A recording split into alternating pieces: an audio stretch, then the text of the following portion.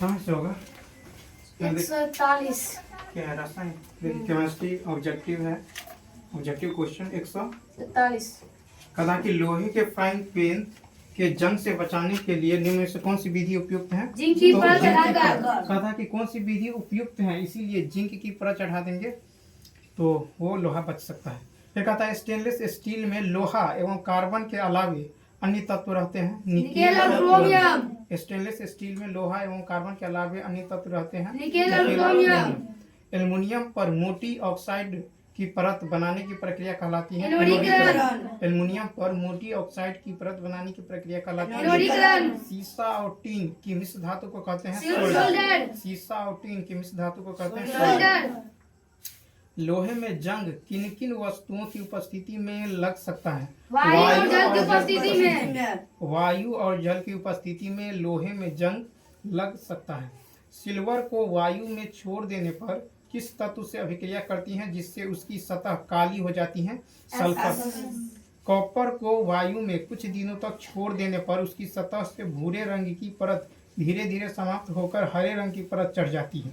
यह किस कारण से होता है? CO2 के साथ अभिक्रिया के कारण।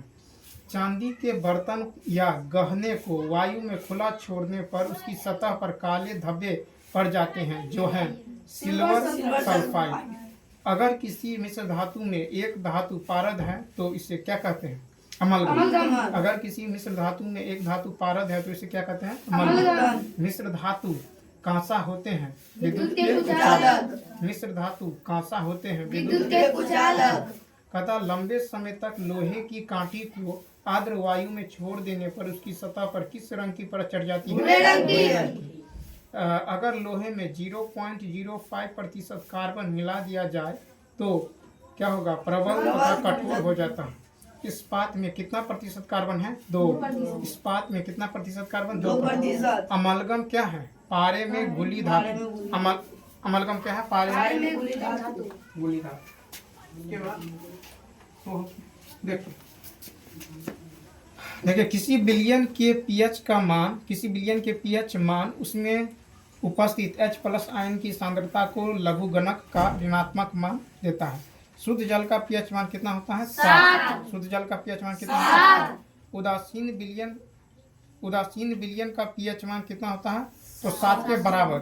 उदासीन विलयन का पीएच मान 7 के बराबर होता है। अम्लीय विलयन का पीएच मान क्या होता है? 7 से कम। अम्लीय विलयन का पीएच मान कितना होता है? क्षारीय विलयन का पीएच मान कितना होता है? 7 से अधिक। क्षारीय विलयन का पीएच मान कितना होता है? 7 से अधिक। अमाशय रस का जो है पीएच मान कितना होता है? 1 साथ है।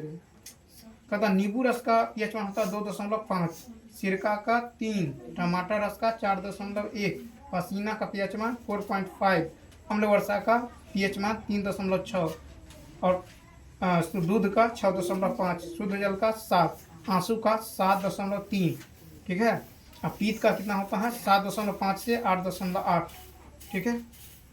साधारण नमक का रासायनिक सूत्र क्या होता है? NaCl। ठीक है। तो देखिए आप लोगों को बताना है कि रक्त का पीएच मान कितना होता है, खून का पीएच मान। तो चलिए मिलते हैं नेक्स्ट वीडियो में।